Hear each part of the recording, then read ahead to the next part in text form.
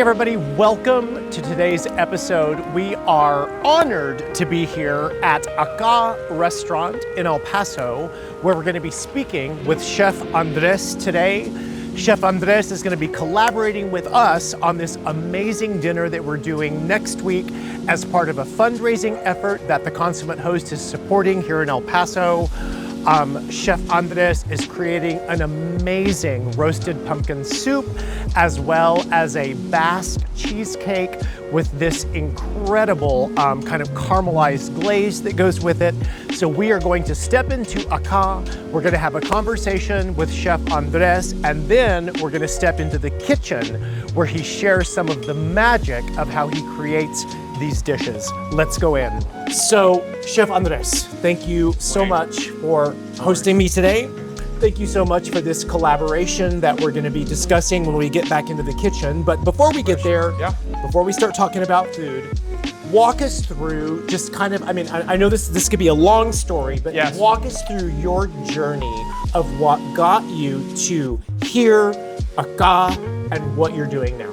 So Akha, first off, is an acronym that means a cuisine crafted amorously, and we wanted to play with the Spanish version of it, like, you know, ven pa' acá, which is here. I love it. The translation. So I never knew the acronym. I always made the assumption to Akha, but I never knew the acronym. Yeah, no, the acronym was, you know, like playing words, and the idea, the whole concept of Akha is simple food, but made from scratch. Sometimes we like to dwell a little bit and do tasting menus and do a little bit more complicated, more creative cuisines, but the heart and soul of Akha is just doing simple food that tastes great, but it's done the right way. I've had many great culinary experiences here, both lunch and dinner, which I love. And as I was kind of waiting for us to start this, we were talking, and you know, part of the charm is the location and the fact that it's kind of tucked away in an El Paso community. So how did you pick this location? Well, I stumbled upon it. I think it was the word that I can describe with is, you know, serendipity. I got lost in the neighborhood, and then it was the end of COVID, so everything was still up in the air. I wasn't sure I was going to stay in El Paso, and then I found this spot. The windows took my attention. It looked like very Parisian, very European. It looked, it had a way. The building had a way. So I contacted the developer, and then we ended up in talks and blah. It took us about 3 years to get it. Nice. To get it to where it is right now. The whole dimension of the project was a little bit too big for our own good. It's a mixed building, a 125-year-old building, and you know, permits and all that, since we're cooking with open fire, it got a little bit too finicky, but we ended up getting everything together, and the project ended up moving forward.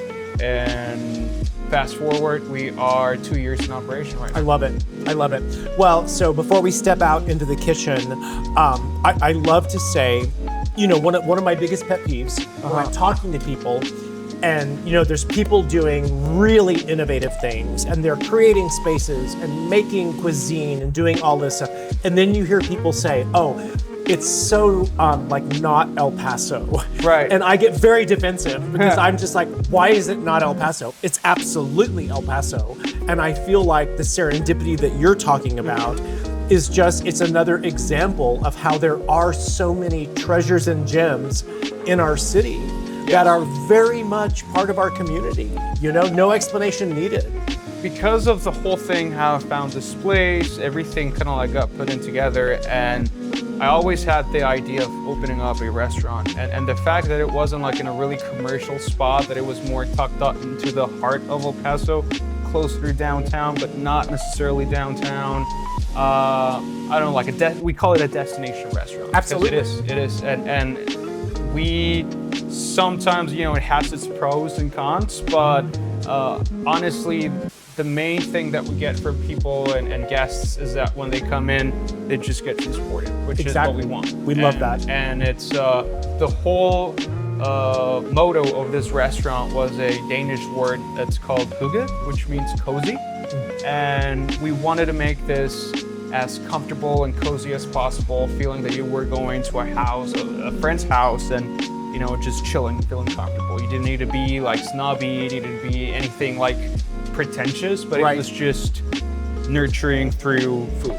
That's Well, what the whole thing the was about. quality could certainly be pretentious, but I'm glad that you went the opposite way and made it cozy, because I think that's what I think in these times we're seeking coziness. You know what I'm saying? Like, Yeah. everybody lives in such a bustle, and we're so focused on what we're doing that we need that opportunity to just kind of relax and breathe. And why not do it over like a great glass of wine and a wonderful meal? Yeah, the whole thing, right? My whole background was mainly fine dining, and I was doing that for 10 plus years. And after the pandemic, I realized that wasn't like the career that I wanted to pursue anymore, like the specific field in the culinary industry. And I just wanted food that I crave. And there's something about a burger that you can't resist, and then coming back to it. There's something about fresh pasta that you crave, and that's the kind of food that I want to make. Food that it's simple yet is rewarding by making it and by eating it. Absolutely. Awesome. Let's head to the kitchen. Yes, of course. Awesome. All right, so we're in the kitchen. So excited again for this collaboration. And just to kind of recap, you're going to be doing a soup and a dessert. Correct. For our dinner. So walk us through it. So for the soup, we're going to be working with things in season right now. Pumpkin is, abundant, and we want to make good use of it. So we're using a butternut squash right here, cut up in half, that we are going to roast. We're gonna also do a little bit of pecan, just add a little bit of punch and body to the soup, and then some aromatics like garlic, shallots, and onions over here. Awesome. I'm gonna add a little bit of paprika and maple syrup. That's at the very end, because if I add it up now, it's going to caramelize a lot. And then for dessert, we're going to do a Basque cheesecake. The reason why it's called a Basque cheesecake is because it's cooked a little bit different than your traditional New York cheesecake that's mainly double boiler or with water. This one is straight up in the oven. You forget about it for about 45 minutes, and then it super caramelizes on the top, crusty, nice, delicious, and then the inside is super creamy. We're gonna be serving that with yet another part of pumpkin, which is gonna be a creme anglaise.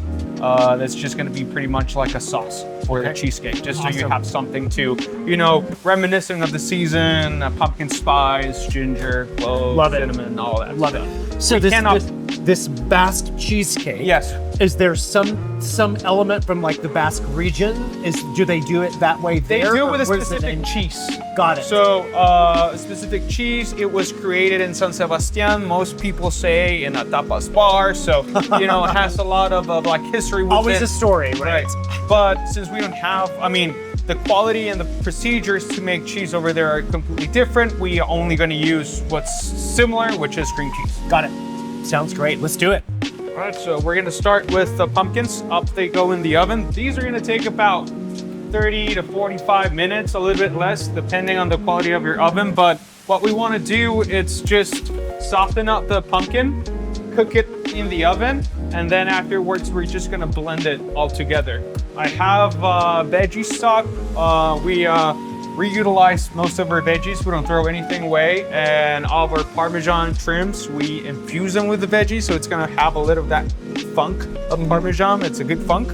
And we're gonna make a mother sauce, which is our base. It's a velouté. Okay. So it's pretty much just gonna be a roux, which means just butter, flour, and then we're gonna emulsify the stock in there. And then once we blend it all together, we're going to control the amount of the velouté that we add to the soup, because we want it to be more pumpkin oriented than sauce oriented. Got it. So in this veggie stock, as you said, you kind of like recycle your veggies. Right. That variety of veggies, that won't impact the flavor? No. Okay. Well, because mainly it's I would say 90% of that stock is just mainly onions, celery, and carrots, which you already have. Which is a mirepoix, exactly. Which is mostly what you use to infuse stocks or broths anyway. So we don't. It's pretty basic. It's nothing exotic that we throw in, like papaya or so anything. Nothing like that. Nothing like that. Got it.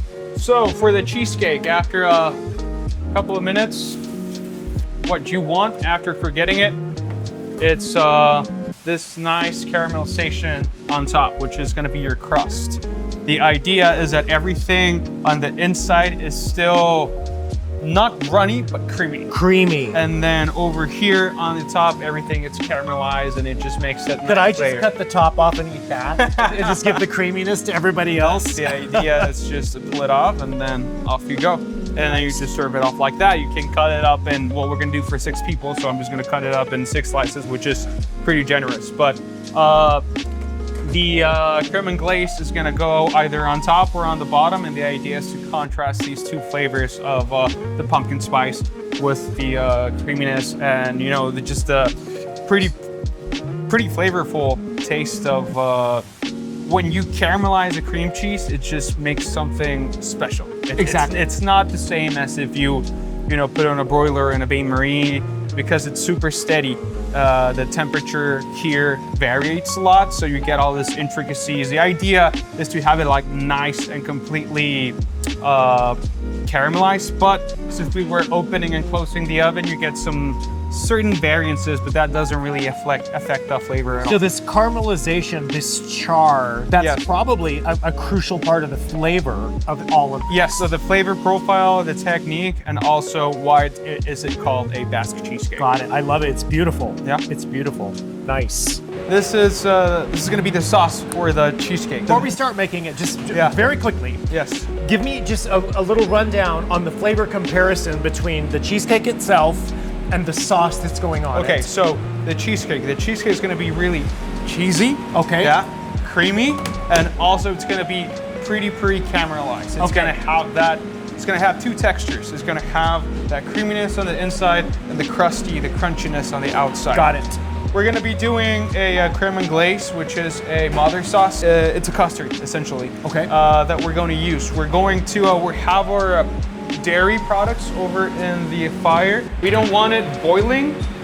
We want a nice simmer on this. As soon as I see some heat coming out, which is almost there, I know that it's good. Why? Because I'm gonna temper it into my egg yolks, and then I'm gonna cook it a little bit more. So we're gonna go all spice in, a little bit of clove, right? A little bit This of is clove? nutmeg. Secret thing that I like to do on pumpkin spice is do a little of cardamom. A little bit goes a long way. And of course, you cannot miss the cinnamon, good quality vanilla extract. Try to use fresh ginger. You have a grate like this. And ginger is gonna give it that spunk, that kick, which is what you want. And then I'm just gonna go a little bit of this in here. You don't want all of it, because then it's gonna taste Too like, much, right? Asian food. And then we're just gonna whisk. Just gonna add some sugar. Tempering, we're just gonna add it up in stages and then back into our pot. Got it. So No buttermilk. no buttermilk this time. What's gonna happen is that the lecithin on the egg yolks, it's gonna bind up with the milk, and then we're gonna add it up. On the meantime, I can start working on my roux. It's gonna be the base for our soup. Got it. Okay, for my roux, it's Okay. a traditional French binder, which consists of, flour, butter, and then just a liquid. Got it. That's So what we're gonna- 50-50 flour and butter. Right. And then you just add, you add the stock so you get the consistency you want? Or Correct. is there like a ratio? So sometimes there's a ratios, depending on what you want to make. If you want to make a bechamel, which is a little bit more thick, you want to add a little bit more. My personal preference is to go on the roux 50-50. Okay. Okay, I kind of know how much I'm going to put already, but it's 10 parts to 1 part. Got it. Because you want that velvety texture, not that super thick, almost like how do you say in English, engrudo.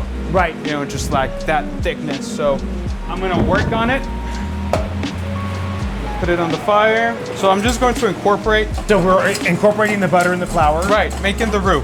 And there's different stages to a roux. You can get a blonde, dark, or a medium caramel, what they call. But the more you cook the roux, the less of a strength or potency it's gonna have. Got it. So a blonde roux is typically gonna be a little bit more intense or more helpful on thickening it. Blonde roux and, really brown roux are what's used on Cajun cuisine. Got it. Yeah. So less intense? less intense, but at the same time more flavorful. More flavor, because got we're it. cooking that flour, that butter, and it just starts, you know, to be nut swab, which is nut, like a nut profile. Got it. So the secret to this is just basically adding cup by cup, just a little bit by little bit. You don't want to add everything at once because you run the risk of just breaking it up. And then I'm gonna go in safely, just adding up, making sure I don't get any crumbs or any, you know, rough spots over there. Since it's gonna be 6 people, I'm guessing a cup per. Yeah, You know? exactly. Nothing too much, and then otherwise we're gonna be rolling out of there. Exactly. Right. And this is super light, so you want the actual veggie to be the one that's thickening your soup, not not your velouté. The velouté is just there as a assist. Got it. This one is getting there, slowly but surely. You just scrape up on the sides because you don't want, you see how it's sticking it up? And Right, I can see that. Yeah, you don't want So we've got soup and dessert side by soup side. and dessert side by side. Yes, sir. It does look like a custard. I mean, this very much looks like a custard process. Once it cools down, it's gonna be even thicker. Got it. So right now we're not looking for that consistency. It's not really covering the back of my spoon yet. So I know that it's not ready. Right. Oh, that's gorgeous. God. Oh, smells so I good. can check for doneness. It has to be spoon tender, meaning you just go in almost there. You see how it's just really, it's giving a little bit of a fight. It's a little bit firm still, But, right? Yeah, I can but see it. look, this Oh, one, that one's not. That one's a lot. This one's almost very soft. Yeah. So we're gonna cook it a little bit more. At this point, I can just take my maple, start glazing it little by little, a little bit of paprika. Just to add a little bit of funk, and up it goes again into the oven. That's happening. I will add my nuts with a little bit of butter because I wanted to brown a little bit. The pecans, and up they go. And then just check on my caramel glaze. This is slow and low, because then otherwise what you end up having is scrambled eggs. Exactly. And you can see that the consistency, the more we just leave it there, it started to change. There is a way you can save it too. Like if you see you're going a little bit farther away, just get a hand blender, a hand mixer. Got it. And off Got you it. go. And then I know the thickness is almost there, so I'm just gonna go into really, really low heat. And then once it cools down, it's gonna be super, super spreadable. Nice. Not spreadable, but have like that consistency, not big, which is what you want. So what's our end goal in the consistency of Not this? Okay, got it. Not bad consistency is where you put on your spoon and then it's nice and cold. Got it. Interesting how the color's changing. Yeah. Like as you're doing Yeah, it, you know? it's almost there. So Yep. it's one of those things that if you are not like in here, it can go southways. And then just taste it. That's nice. Okay. It's just a little bit of salt. And then we're just gonna let it Do you have an cool extra spoon? off. Yeah. Let me get you one over here.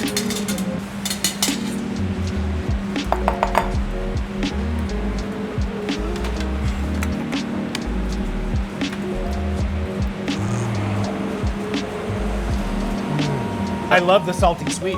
I wasn't expecting it. Like it definitely has a little more salt than I expected. And then we're just gonna let it cool off and have it ready for the event.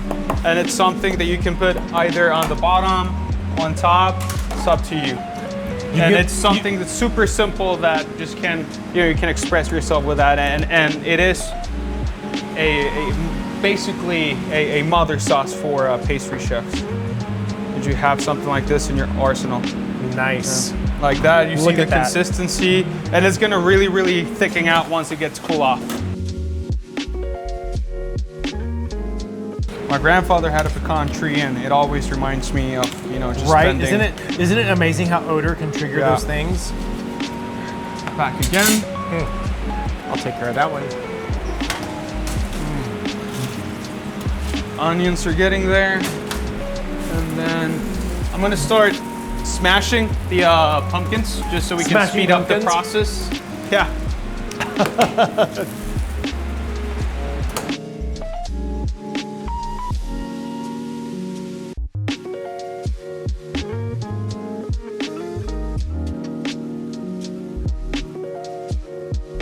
So next step would be to have 3 components. The ingredients, of course. Our veggie stock, we want it warm. That's the secret. You don't want to add a cold liquid to a warm preparation with nuts, especially, or butter, because it's going to break everything apart. Got it. So you want it to be tempered on the same temperature. As long as it's, you know, simmering warm, we're good to go. It doesn't need to be like extremely boiling hot. So this, or velouté, is almost done. It's right there. And then we're gonna pass it up to our blender over here.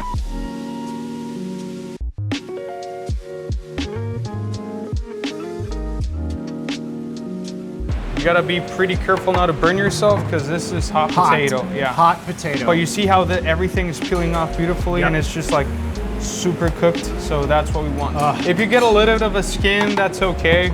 We're gonna strain it eventually, but you know, just avoiding as much. Oh, and that color is just exceptional. Yeah. And if you eat it like this, it's, you know, with the maple, the paprika, everything that we've added, it's just so good. You know, so aromatic. We're gonna do a little bit more, but in the mix on the maple and on the paprika. Add that extra flavor. Extra. Love it. Working with pumpkins is not a beautiful preparation. You know, I wish I could show you like nice knife cuts. No. Just like, it is what it is. It's like the reality behind the scenes, man. You know, right? So you just take as much as you can out of the skin. You could as well just peel it off and then just roast it in chunks. But I believe that this way you get a whole more of a insulated technique. And then this, worst case scenario, we're gonna strain it eventually. So none of that will be in the end result. Got it. I feel like this justifies like pumpkin flavor for the holidays. You know, all the other stuff is commercial, but like this is legit. Yeah. Especially when it comes out with good produce and just good technique, because most of what you get out there and like, you know, pumpkin spice and all that, it's mainly chemicals. You know, it's not real pumpkin. No, not at all. It's been like chemically produced. I wasn't a big fan of pumpkin until I realized how you could cook it in so many ways and still make it taste so delicious. And yeah, to me, I guess my first experience with pumpkin was zucchini, calabacita, you know, as a Mexican, which is not sweet. Well, no, and also when you go to like calabacitas, I mean, the natural vegetable has a bit of sweetness to it, but like I said, I love salty sweet together. And so you get it buttery and salty on top of that, and it's so good. So this is good for our portion. We're gonna use this for a puree later on. A good thing when making soups is that you can always add, but you can never take away. Right. Exactly. So it's better to start slow and then taste as you go and just be like, okay, needs more like this, more that, and you know, you adjust according to your taste. Exactly. But when you're working in a restaurant, it's pretty important also to have a sense of structure. So that's why you write down and have the standardized process. So we're gonna go up here, and then if I see that it's getting too thick, I am going to start adding a little bit more of a veggie stock to it. That's good. God, that looks so good. Oh. And then the butter, the thing with butter is you always want to add it cold. It's gonna be your temperature indicator. Got it. Because you don't want to add it, you know, extremely hot. Otherwise it can break. And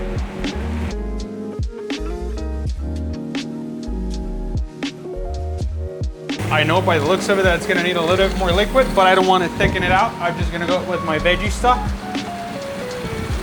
And then lower it down. I know that it's spinning, so I'm gonna be really careful not to touch all the way to the bottom. And then, nice, beautiful color. Gorgeous. Go in there, and then just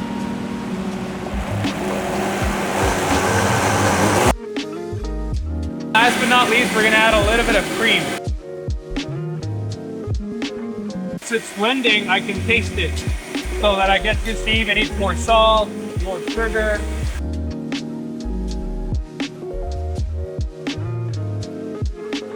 Definitely needs a little bit of the cream and the butter, but the flavor is there.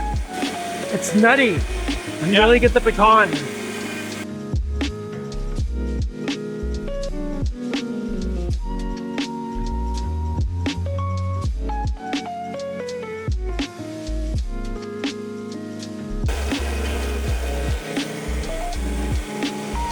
Smells so good. Oh my God. Sometimes you don't need more salt. All you need is a little bit of acidity. Nice. Just to like sparkle thing.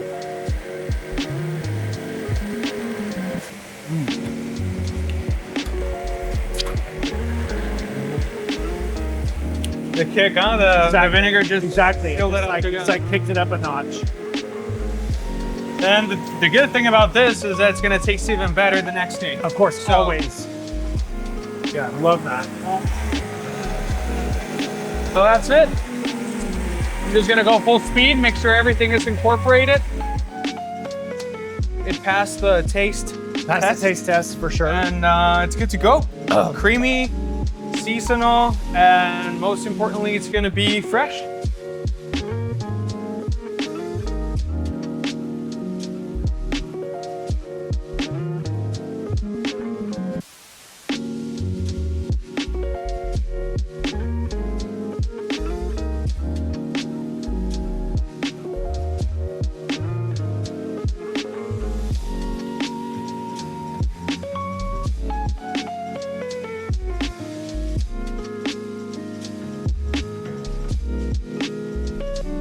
Look at that. Oh my God. Look at that. And then off it goes. Oh, gorgeous.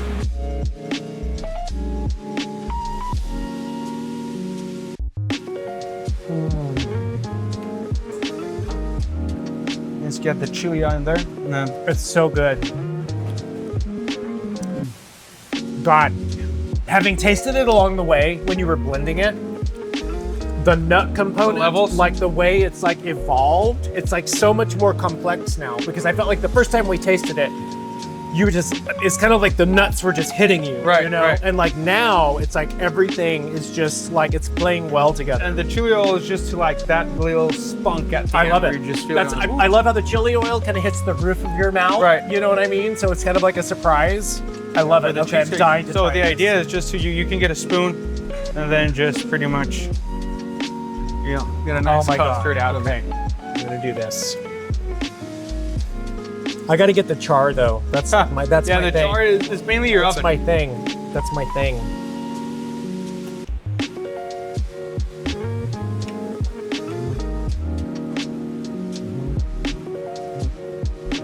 Pumpkin, the cheese. Completely different texture than the cheesecake that we're used to. Right. You know what I mean? It's literally like custard. It's like custard in a crust. So good. And the pumpkin spice just to go along the way. Oh my make it God. Seasonal. So Chef Andres, thank you so much. It is an honor to be here in your kitchen with you. And I'm so excited for this collaboration that we're doing. It's for a great cause. I'm looking forward to this dinner that we're going to collaborate on next week. Yes. But thank you so much for sharing all the details for this amazing. So is it a squash soup, a pumpkin soup? What is this? It's a cream of pumpkin soup. Cream of pumpkin soup and this amazing Basque cheesecake. I could eat this every single day. So don't forget to like, comment, and subscribe.